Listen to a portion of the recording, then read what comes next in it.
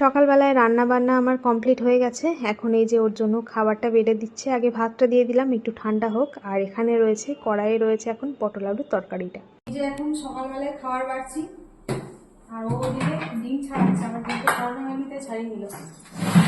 একদম গরম। লবণ নিয়ে নাও। একবারটি দিলাম। টকটা গরম করলাম, মানে ফুটিয়ে রাখলাম। কালকে বাঁধাকপি তরকারি আছে, গরম করে দিলাম।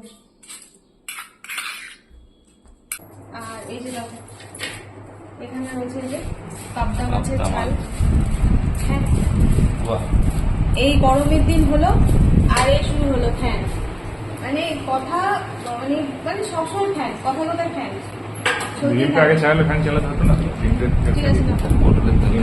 পটলের তরকারি, পটল আলুর তরকারি, এমনিতেই আমার কথা আওয়াজ শোনা যায় না।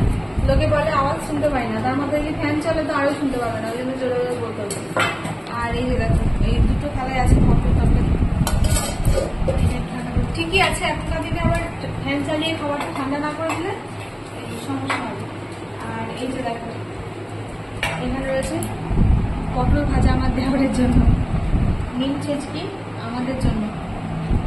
আজকে মিচিনি কি দিয়ে ভাত দেবো আমি সেটাই ভাবছি। কটা চিংড়ি মাছ ভেজে রেখেছি, পটল তলে দিয়ে দেবো, কিছু দিতে হবে না।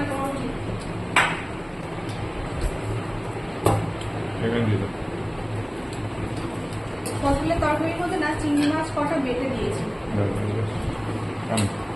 ঠিক আছে, কটা বেটে দিয়েছি যাতে টেস্টটা আসে।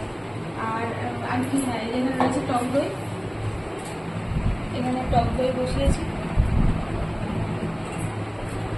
টক দইটা একটু বসা বেশি বসালে ভালো হতো, বুঝতে পারি পরিমাণে একটু বেশি দিলে ভালো হতো। টক দেবে? টক মাছের ঝাল আছে আর নিচে আর টক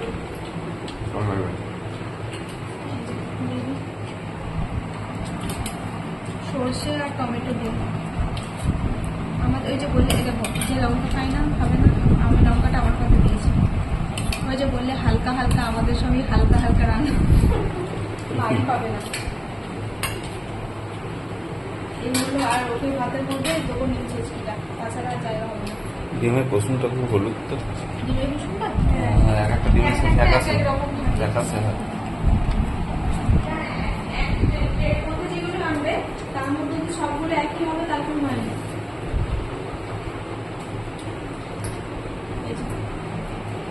নিম পাতা সকালবেলায় নিয়ে এলাম পেরে গাছ থেকে।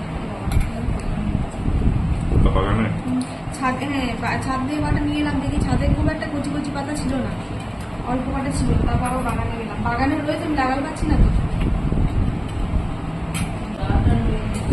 তো ওটা ওই সামনাসামনি যেগুলো ছিল নিলাম। আর ডাল দিক থেকে গাছ, ডাল মাথা দিয়ে ভেঙে যাবে তো খাও, তারপর ইয়েতে দিচ্ছি, দইতে দিচ্ছি। তো চলুন মনে রাখুন, টাটা, আর পরে দেখা হবে, সবাই ভালো থাকবে।